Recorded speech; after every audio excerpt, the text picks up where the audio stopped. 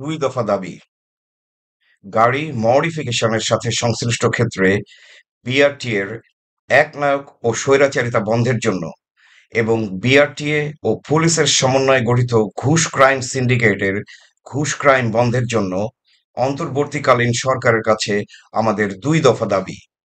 এবং দাবি দুটি হলো: আমাদের দুই দফা দাবির দফা এক, গাড়ি মডিফিকেশনের ক্ষেত্রে অনতিবিলম্বে বাংলাদেশ সড়ক পরিবহন কর্তৃপক্ষ বা বিআরটি এর একনায়কতন্ত্র ও স্বৈরাচারিতা বন্ধ করে বিআরটিএ কে সড়ক পরিবহন আইন ২০১৮ সনের ৪৭ নম্বর আইন সপ্তম অধ্যায়ে ধারা ৪০-৩ ও ৪০-৪ এবং সড়ক পরিবহন ও মহাসড়ক বিভাগ ১৩ ডিসেম্বর ২০২২ প্রজ্ঞাপন চতুর্থ অধ্যায় ধারা ৪৩-১, ৪৩-২ ও ৪৩-৩ মানতে এবং ওই আইন ও প্রজ্ঞাপন অনুযায়ী গাড়ি মডিফিকেশনের অনুমোদন প্রক্রিয়া চালু করতে বাধ্য করতে হবে। এবং দফা ২, যতদিন পর্যন্ত বিআরটিএ দফা একে উল্লেখ করা আইন ও প্রজ্ঞাপন মেনে এবং ওই আইন ও প্রজ্ঞাপন অনুযায়ী গাড়ি মডিফিকেশনের অনুমোদন প্রক্রিয়া চালু করে মডিফাইড গাড়িগুলির মালিকদের মডিফিকেশন অনুমতি নেওয়ার জন্য পর্যাপ্ত সময় ও সুযোগ না দেয়, ততদিন পর্যন্ত কোনো আইন প্রয়োগকারী সংস্থা বা অফিসিয়াল কোনো মডিফাইড গাড়ি বা কোনো মডিফাইড গাড়ির মালিককে গাড়ি মডিফিকেশনের জন্য কোনো মামলা দিতে পারবে না, সেই ব্যবস্থা করতে হবে। ঘেরাও, অবরোধ। না, আমরা এই পথে আন্দোলন করতে চাই না। আমরা একান্ত বাধ্য না হলে রাস্তায় নেমে ঘেরাও অবরোধের আন্দোলন করতে চাই না। আমাদের ইন্টারিম গভর্নমেন্ট জনগণকে তাদের দাবি দাওয়া পেশ করার জন্য একটি শান্তিপূর্ণ পদ্ধতি বলে দিয়েছে। আমরা সরকারকে রেসপেক্ট করে এবং সরকারের দেশ সংস্কার কাজে সহায়তা করতে চাই বিধায় আমরা প্রথম ধাপ হিসাবে আমাদের দাবিগুলি সরকারের বলে দেওয়া পদ্ধতিতেই পেশ করছি। কিন্তু আমাদের ভদ্রতাকে দুর্বলতা হিসেবে দেখলে বিশাল ভুল করবেন। আমরা যারা কার এনথুসিয়াস্ট, আমাদের কাছে গাড়ি শুধুমাত্র একটি যানবাহন না, আমাদের কাছে গাড়ি একটি আর্ট, গাড়ি একটি প্রেম। Restoring antique automobiles, giving them new life, driving antique automobiles, and modifying cars. This is not just anything. This is an art. This is a culture. This is a passion. ঠিক যেমন বাবা মা তাদের সন্তানকে ভালোবাসে, আমরা কার ইনথুসিয়াস্ট আমাদের গাড়িগুলিকেও আমাদের সন্তানের মতো দেখি এবং সন্তানের মতো ভালোবাসি। ঠিক যেমন বাবা-মা অন্তরের অন্তঃস্থল থেকে ভালোবেসে তাদের সন্তানকে তিল তিল করে সাজিয়ে তোলে, আমরা কার enthusiast আমাদের অন্তরের অন্তঃস্থল থেকে ভালোবেসে আমাদের গাড়িগুলিকেও সন্তানের মতো তিল তিল করে সাজিয়ে তুলি। একটি সন্তান রেপড হলে ঠিক যেমন তার বাবা-মা ফিল করে, আমরা কার enthusiast ঠিক তেমনই ফিল করি যখন আমাদের এই ফ্যাশনের এরিয়াটিতে হাত দেওয়া হয়। আমাদের এই ফ্যাশনের এরিয়াটিতে হাত দেওয়ার অর্থ আমাদের সন্তানকে রেপ করা। আমাদের এই ফ্যাশনের এরিয়াটিতে হাত দেওয়া যাবে না। আমরা হাজার হাজার কার enthusiast আছি। আমাদের হাজার হাজার মডিফাইড গাড়ি আছে। আমরা ইচ্ছা করলে এই হাজার হাজার গাড়ি নিয়ে সেক্রেটারিয়েট ঘেরাও করতে পারতাম, উপদেষ্টাদের বাসা ঘেরাও করতে পারতাম। আমরা এই হাজার হাজার গাড়ি নিয়ে প্রত্যেকটা মহাসড়ক অবরোধ করে প্রত্যেকটা জেলা থেকে বিচ্ছিন্ন করে দিতে পারতাম। আমরা টোটাল ঢাকাকে, টোটাল বাংলাদেশকে শাটডাউন করে দিতে পারতাম এবং ইচ্ছা করলে করতে পারি। কিন্তু আমরা সেটা করছি না, সেটা করতে চাই না। আমরা সেই পথে এগোতে চাই না। আমরা যেটা বলেছি, আমাদের ইন্টারিম গভর্নমেন্ট জনগণকে তাদের দাবি দেওয়া পেশ করার জন্য একটি শান্তিপূর্ণ পদ্ধতি বলে দিয়েছে এবং আমরা সেটিকে রেসপেক্ট করি। আমরা সরকারকে দেশ সংস্কারের কাজে সহায়তা করতে চাই এবং সেই কারণে আমরা প্রথম ধাপ হিসাবে আমাদের দাবিগুলি সরকারের নির্ধারিত পদ্ধতিতেই পেশ করছি।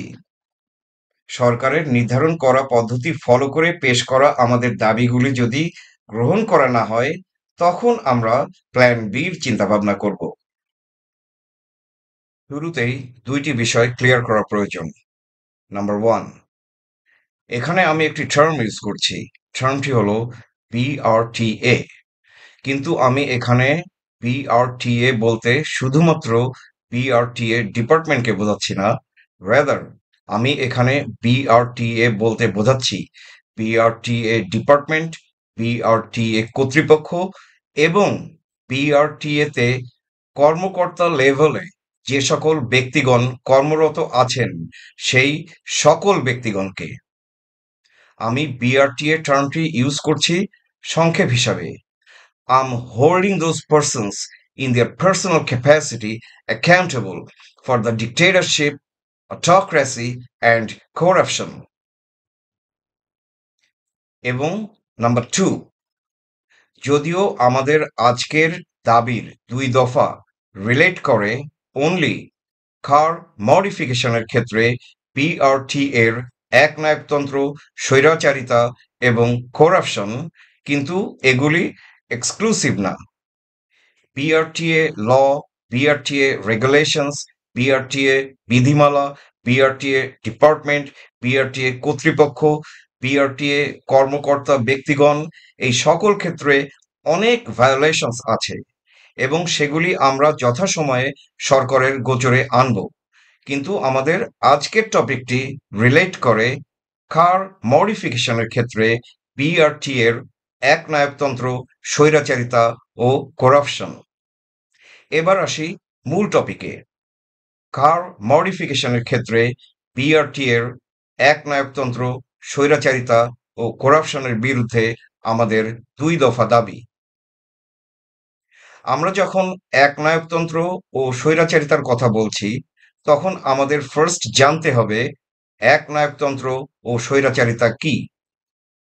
আমাদের আজকের কনটেক্সটে একনায়কতন্ত্র ও স্বৈরাচারিতা হলো আইন থাকতেও আইনকে ইচ্ছাকৃতভাবে অবজ্ঞা করে, আইনকে ছুঁড়ে ফেলে দিয়ে নিজের খেয়াল খুশি মতো চলা, নিজের খেয়াল খুশি মতো আইন তৈরি করা। যেখানে আইন আছে কিন্তু সরকারি কর্মকর্তাগণ আইনটিকে ফলো করছে না এবং আইনটিকে তোয়াক্কা করছে না এবং তারা তাদের নিজের খেয়াল খুশি মতো আইন বহির্ভূতভাবে রুলস অ্যান্ড রেগুলেশনস তৈরি করছে। এটাই একনায়কতন্ত্র এবং স্বৈরাচারিতা। এবং আরেকভাবে একনায়কতন্ত্র ও স্বৈরাচারিতা হয় সেটি হলো যখন কোনো বিদ্যমান আইন সরকারি কর্মকর্তাগণের পার্সোনাল ইন্টারেস্টকে ফিট করে না, তখন তারা তাদের নিজেদের খেয়াল খুশি মতো একটি আইন তৈরি করে নেয় বা আইনকে শেপ করে নেয় বা রুলস অ্যান্ড রেগুলেশনস তৈরি করে এবং সেগুলোকে শেপ করে তাদের ইন্টারেস্টকে ফিট করার জন্যে। সেটিও একনায়কতন্ত্র এবং স্বৈরাচারিতা। বিশেষ করে আমাদের আজকের কনটেক্সটে যে একনায়কতন্ত্র ও স্বৈরাচারিতা ইনভলভড সেটি হলো বিদ্যমান আইন এবং বিদ্যমান রেগুলেশনস, বিধিমালা ঠিকই আছে, কিন্তু বিআরটিএ সেই আইন এবং বিধিমালার তোয়াক্কা না করে কর্মকর্তাগণ ব্যক্তিগতভাবে নিজেদের খেয়াল খুশি মতো রুলস অ্যান্ড রেগুলেশনস তৈরি করে করাপশনের জায়গা সৃষ্টি করেছে এবং সেই করাপশন হচ্ছে। And evidence? Yes, of course I have evidence. I have incontrovertible evidence যেটা অকাট্যভাবে প্রমাণ করে যে বিআরটিএ কর্মকর্তাগণ 2018 সালের আইন ও 2022 সালের প্রজ্ঞাপন কার মডিফিকেশনের বিষয়ে যে নির্দেশনা দিয়েছে সেই নির্দেশনাকে তোয়াক্কা না করে নিজেদের খামখেয়ালে, নিজেদের খেয়াল খুশি মতো রুলস, রেগুলেশনস এবং পলিসি তৈরি করছে যেগুলো অলিখিত এবং সেই অবৈধ রুলস, রেগুলেশনস এবং পলিসিগুলো তারা কার্যকর করছে। এবং সেই এভিডেন্সটি হলো মিরপুর বিআরটি এর registration authority assistant director engineer Khalid মাহমুদের লিখিত স্বীকারোক্তি। এডি খালিদ মাহমুদের সাথে আমার হোয়াটসঅ্যাপ কনভারসেশন হয়েছিল। সেই হোয়াটসঅ্যাপ কনভারসেশনে এডি খালিদ মাহমুদ যেটা লিখেছেন সেটা একটি ক্লিয়ার স্বীকারোক্তি দেয় যে বিআরটিএ কর্মকর্তাগণ 2018 সালের আইন ও 2022 সালের প্রজ্ঞাপনে গাড়ির মডিফিকেশনের বিষয়ে যে নির্দেশনা দিয়েছে সেই নির্দেশনাকে তোয়াক্কা না করে অবৈধভাবে নিজেদের খামখেয়ালে নিজেদের খেয়াল খুশি মতো অলিখিত রুলস রেগুলেশনস অ্যান্ড পলিসি তৈরি করছে এবং সেগুলোকে কার্যকর করছে। এখন আসুন আমরা দেখি বাংলাদেশের সড়ক পরিবহন আইন ২০১৮ এবং ১৩ ডিসেম্বর ২০২২ প্রজ্ঞাপন গাড়ি মডিফিকেশনের বিষয়ে কি নির্দেশনা দেয়। সড়ক পরিবহন আইন ২০১৮ ২০১৮ সনের ৪৭ নম্বর আইন, সপ্তম অধ্যায়, ধারা ৪০-৩ এবং ৪০-৪। ধারা ৪০-৩ বলছে, কর্তৃপক্ষ কর্তৃক নির্ধারিত কারিগরি বিনির্দেশের বা টেকনিক্যাল স্পেসিফিকেশনের বাত্যয় ঘটাইয়া কোনো মোটরযানের দৈর্ঘ্য, প্রস্থ, উচ্চতা, আসন বিন্যাস, wheel base, rear overhang, front overhang, side overhang, চাকার আকৃতি প্রকৃতি ও অবস্থা, ব্রেক ও steering gear, horn, safety glass, সংকেত প্রদানের লাইট ও রিফ্লেক্টর, স্পিড গভর্নর, ধোঁয়া নির্গমন ব্যবস্থা ও কার্বন নিঃসরণের পরিমাণ, শব্দ নিয়ন্ত্রণের মাত্রা ও সমজাতীয় অন্য কোনো কিছু পরিবর্তন করা যাইবে না। কিন্তু ৪০-৪ বলছে, রেজিস্ট্রেশনকৃত মোটরযানের কোনো কারিগরি, আভ্যন্তরিক বা বাহ্যিক পরিবর্তনের ক্ষেত্রে কর্তৃপক্ষের নিকট হইতে নির্ধারিত পদ্ধতিতে অনুমোদন গ্রহণ করিতে হইবে। গাড়ি মডিফিকেশনের বিষয়ে এই আইনটি কিন্তু খুবই ক্লিয়ার। আইনটি প্রথমে ৪০-৩ ধারায় গাড়ির মডিফিকেশন এরিয়াগুলো স্পেসিফাই করছে এবং বলছে যে এই মডিফিকেশনগুলো করা যাবে না। তারপর ৪০-৪ ধারায় আইনটি বলছে এই মডিফিকেশনগুলো করতে হলে কর্তৃপক্ষের অনুমোদন নিয়ে করতে হবে।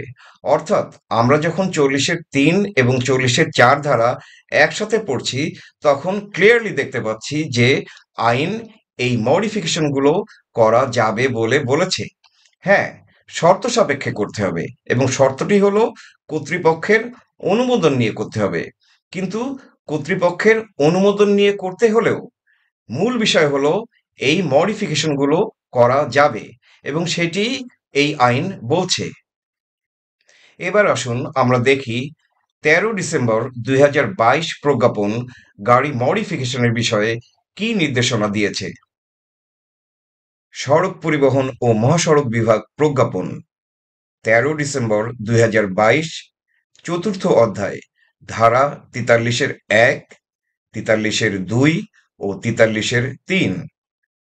৪৩-১, কোনো মোটরযানের মালিক রেজিস্ট্রেশন প্রদানকারী কর্তৃপক্ষকে লিখিত নোটিশ প্রদানপূর্বক অনুমোদন গ্রহণ ব্যতীত তাহার মোটরযানে এইরূপ কোনো পরিবর্তন সাধন করিবেন না যাহার দ্বারা রেজিস্ট্রেশন সার্টিফিকেটে উল্লেখিত বিবরণসমূহ সঠিক নয় মর্মে প্রতীয়মান হয় এবং জননিরাপত্তার জন্য হুমকির সৃষ্টি হইতে পারে। তবে শর্ত থাকে যে মোটরযানের খুচরা যন্ত্রাংশ ইত্যাদি সংযোজন বা বিয়োজনের কারণে রেজিস্ট্রেশন সার্টিফিকেটে উল্লেখিত ওজনের শতকরা 2 ভাগ ওজন পরিবর্তিত না হইলে রেজিস্ট্রেশন প্রদানকারী কর্তৃপক্ষের অনুমোদন গ্রহণ করা আবশ্যক হইবে না। ৪৩-২, চ্যাসিস শনাক্তকরণ নম্বরে চ্যাসিস নির্মাণ ব্যাহত হইতে পারে অথবা যানবাহনের নির্মাণ ও মডেল ক্ষুণ্ণ হইতে পারে অথবা নির্মাতা কর্তৃক প্রদত্ত সার্টিফিকেটে বর্ণিত বোঝাই অবস্থার ওজন প্রভাবিত হইতে পারে, এইরূপ কোনো পরিবর্তন করা যাইবে না। ৪৩-৩, নিম্নবর্ণিত বিষয়ে মোটরযানে কোনো পরিবর্তন করা যাইবে না, যথা: ক, ব্রেকিং সিস্টেম; খ, সম্পূর্ণ স্টিয়ারিং ইউনিট; গ, চ্যাসিস অ্যান্ড আন্ডারফ্রেম; ঘ, চ্যাসিসের সহিত অবিচ্ছেদ্যভাবে তৈরিকৃত বডি; এবং উমু, প্রস্তুতকারক কর্তৃক প্রদত্ত চ্যাসিস নম্বর, মোটরযানের তৈরি সন এবং মডেল। সো আমরা দেখছি সড়ক পরিবহন আইন ২০১৮-র মতোই এই প্রজ্ঞাপনটির নির্দেশনাও অ্যাবসলিউটলি ক্লিয়ার। এই প্রজ্ঞাপন অনুযায়ী যে মডিফিকেশনগুলো করা যাবেই না তার লিস্ট হলো: চ্যাসিসে কোনো ধরনের মডিফিকেশন বা পরিবর্তন, ব্রেকিং সিস্টেম, সম্পূর্ণ স্টিয়ারিং ইউনিট, চ্যাসিস এবং আন্ডারফ্রেম, চ্যাসিসের সাথে অবিচ্ছেদ্যভাবে তৈরিকৃত বডি এবং প্রস্তুতকারক কর্তৃক প্রদত্ত চ্যাসিস নম্বর, মোটরযানের তৈরির সন ও মডেল।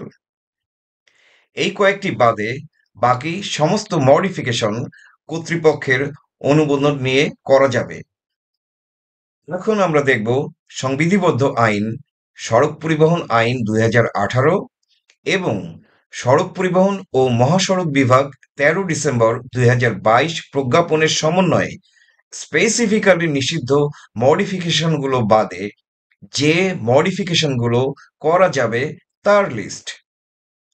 সড়ক পরিবহন আইন 2018 এবং সড়ক পরিবহন ও মহাসড়ক বিভাগ 13 ডিসেম্বর 2022 প্রজ্ঞাপনের সমন্বয়ে যে মডিফিকেশনগুলো করা যাবে তার লিস্ট হলো: 1. দৈর্ঘ্য, 2. প্রস্থ, 3. উচ্চতা, 4. আসন বিন্যাস, 5. Wheel base, 6. Rare overhang, 7. Front overhang, 8. Side overhang, 9. চাকার আকৃতি, প্রকৃতি ও অবস্থা, 10. ব্রেক, তবে ব্রেকিং সিস্টেম না, শুধু ব্রেক, ও স্টিয়ারিং গিয়ার, তবে সম্পূর্ণ স্টিয়ারিং সিস্টেম না, শুধুমাত্র steering gear. 11. Horn, 12. Safety glass, 13. সংকেত প্রদানের লাইট ও রিফ্লেক্টর, 14. Speed governor, 15.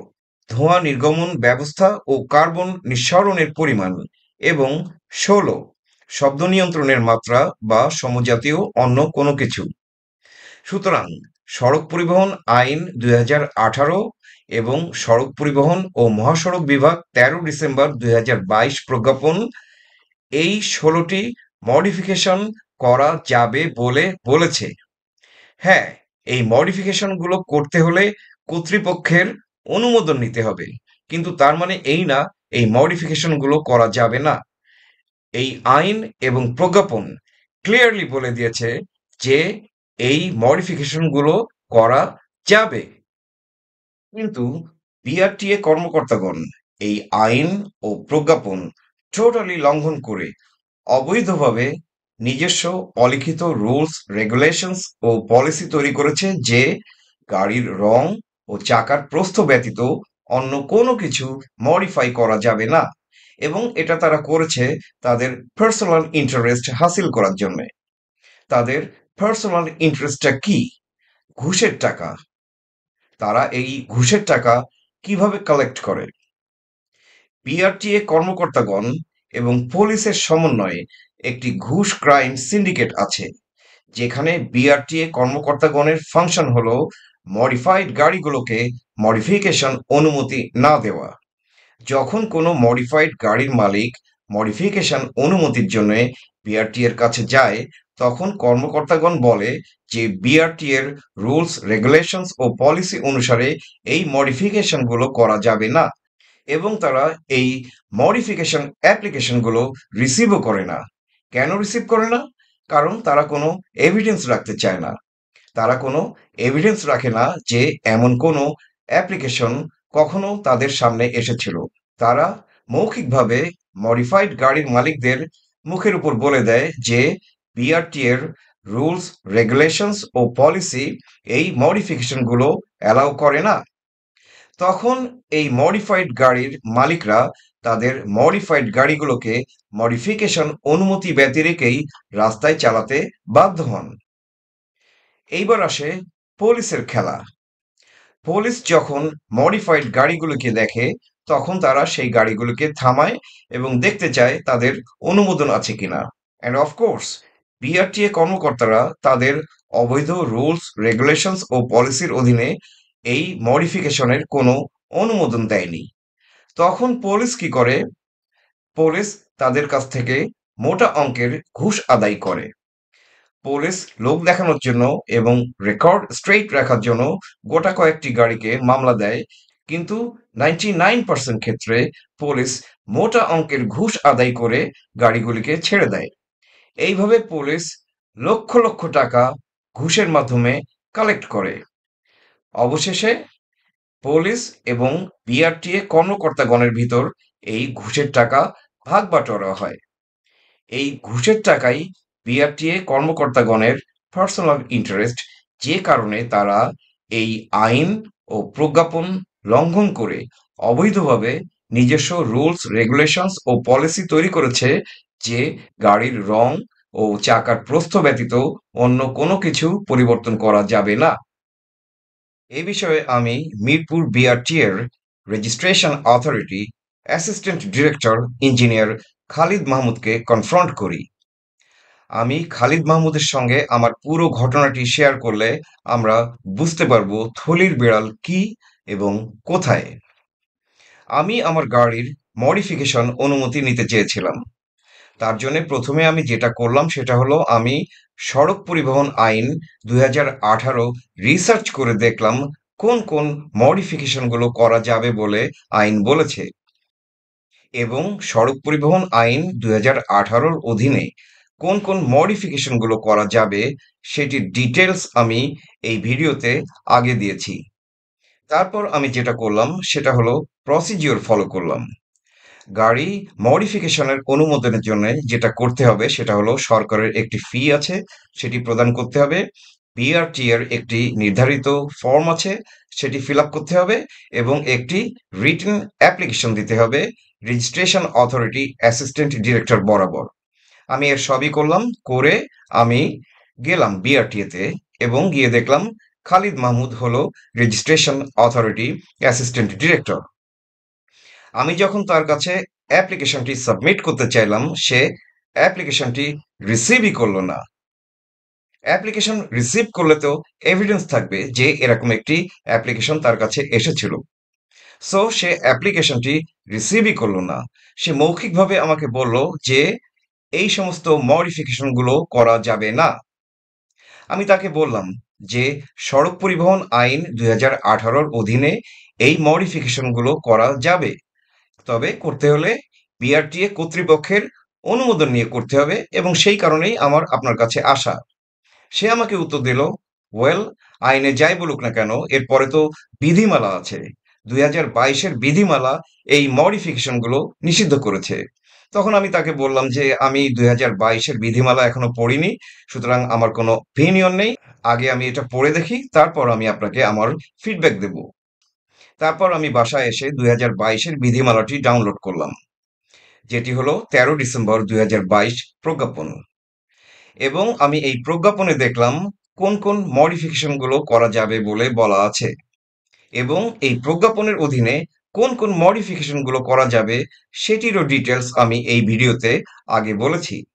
তখন আমি হোয়াটসঅ্যাপে খালিদ মাহমুদকে লিখলাম। আমি তাকে লিখলাম যে আমি 2022-এর বিধিমালাটি পড়েছি এবং এই বিধিমালায় এই মডিফিকেশন গুলো করা যাবে না বলে কোনো কিছু বলা নেই, বরং এই বিধিমালা অনুযায়ী এই মডিফিকেশন গুলো করা যাবে। তখন খালিদ মাহমুদ আমাকে রিপ্লাইয়ে একটি লিংক দিল। সে আমাকে বলল এই পেজটি ভিজিট করে দেখেন।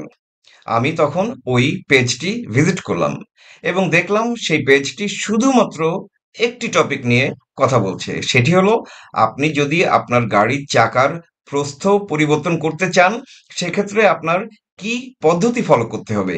এর বাইরে ওই পেজে আর কোনো কিছুই লেখা নেই। তখন আমি হোয়াটসঅ্যাপে খালিদ মাহমুদকে রিপ্লাই দিলাম। আমি তাকে বললাম যে আপনি আমাকে যে পেজটি ভিজিট করতে বলেছেন সেই পেজটি আমি দেখেছি এবং সেই পেজটি শুধুমাত্র একটি বিষয় নিয়ে কথা বলছে, সেটি হলো আপনি যদি আপনার গাড়ির চাকার প্রস্থ পরিবর্তন করতে চান তাহলে আপনার কি পদ্ধতি ফলো করতে হবে। কিন্তু ওই পেজটি কোন কোন মডিফিকেশন করা যাবে বা কোন কোন মডিফিকেশন করা যাবে না এসব বিষয়ে কিচ্ছু বলেনি। এসব বিষয়ে কোনো কিচ্ছু বলা নেই ওই পেজটিতে। তখন খালিদ মাহমুদ আমাকে যেটা বলল সেটা আমাকে রীতিমতো শকড করলো। সে আমাকে বলল যে যখন আইন বা রুলের মধ্যে কোনো কিছু লেখা থাকে না তার অর্থ হলো সেই জিনিসগুলো জনগণ করতে পারবে না। কত বড় সাহস! চিন্তা করে দেখেন, কত বড় সাহস! সে একটি ডেমোক্রেটিক কান্ট্রিতে বসে, একটি ডেমোক্রেটিক প্রসেসের মধ্যে বসে সম্পূর্ণ ডেমোক্রেসি বিরোধী একটি কথা বলছে। সে বলছে যে আইনে যে সমস্ত কাজ করা যাবে বা যাবে না বলে বলা নেই সেইগুলি জনগণ করতে পারবে না। চিন্তা করে দেখেন কত বড় সাহস এবং কত বড় অগণতান্ত্রিক কথা। একটি ডেমোক্রেটিক প্রসেস, একটি ডেমোক্রেটিক সিস্টেমের মধ্যে জনগণ শুধুমাত্র সেই কাজগুলো করতে পারবে না যেগুলি আইনে ক্লিয়ারলি বলা আছে যে এগুলি করা যাবে না, এবং আইনে যেগুলো বলা নেই তার সবকিছু করা যাবে। এইটাই হলো ডেমোক্রেটিক স্ট্যান্ডার্ড এবং ল। অথচ খালিদ মাহমুদ সম্পূর্ণ ডেমোক্রেসির বিরুদ্ধে গিয়ে বলছে যে আইনে যেগুলো উল্লেখ করা নেই অ্যাট অল, আইন যেসব বিষয় সাইলেন্ট, সেগুলো জনগণ করতে পারবে না। চিন্তা করে দেখেন কত বড় সাহস। কিন্তু খালিদ মাহমুদের সঙ্গে এই ঘটনাটি দুইটা জিনিস প্রমাণ করে। নাম্বার ওয়ান, যেখানে 2018 সালের আইন এবং 2022 সালের প্রজ্ঞাপন বলে দিয়েছে যে এই মডিফিকেশনগুলো করা যাবে, কিন্তু তার বিপরীতে গিয়ে বিআরটিএ কর্মকর্তাগণ তাদের নিজস্ব খামখেয়াল মতো, নিজস্ব খেয়াল খুশি মতো অবৈধভাবে অলিখিত রুলস, রেগুলেশন এবং পলিসি তৈরি করেছে যে ওই মডিফিকেশনগুলো করা যাবে না। এবং সেকেন্ড ও মোস্ট ইম্পর্টেন্ট পয়েন্ট হলো একনায়কতন্ত্র ও স্বৈরাচারিতার এভিডেন্স। ল বলছে এই মডিফিকেশন গুলো করা যাবে, কিন্তু বিআরটিএ কর্মকর্তারা বলছে এই মডিফিকেশন গুলো করা যাবে না। তাহলে তারা কি করছে? তারা ব্লেটেন্টলি লকে ডিসরিগার্ড করছে, কমপ্লিট স্বেচ্ছাচারিতা। এবং এই স্বেচ্ছাচারিতাই হলো একনায়কতন্ত্র ও স্বৈরাচারিতা। এবং এখানেই শেষ নয়। খালিদ মাহমুদ যেটা বলেছে সেটা হলো যে আইন যেখানে কোনো কিছু বলেনি, আইন যেখানে সাইলেন্ট, তার অর্থ হলো জনগণ সেটি করতে পারবে না। সে তার আইন তৈরি করছে। চিন্তা করে দেখেন কোন লেভেলের একনায়কতন্ত্র এবং স্বৈরাচারিতা। গাড়ি মডিফিকেশনের ক্ষেত্রে বিআরটিএর এই একনায়কতন্ত্র ও স্বৈরাচারিতা বন্ধ করার জন্য এবং বিআরটিএ ও পুলিশের সমন্বয়ে গঠিত ঘুষ ক্রাইম সিন্ডিকেট বন্ধ করার জন্য আমাদের এই 2 দফা দাবি। আমরা সরকারের নির্ধারিত পদ্ধতি ফলো করে আমাদের এই 2 দফা দাবি পেশ করলাম, এবং যেহেতু আমাদের এই 2 দফা দাবি অ্যাবসলিউটলি লজিক্যাল, আমাদের এই দাবি অনতিবিলম্বে গ্রহণ করতে হবে এবং তার জন্য অ্যাপ্রোপ্রিয়েট অ্যাকশন নিতে হবে। ধন্যবাদ।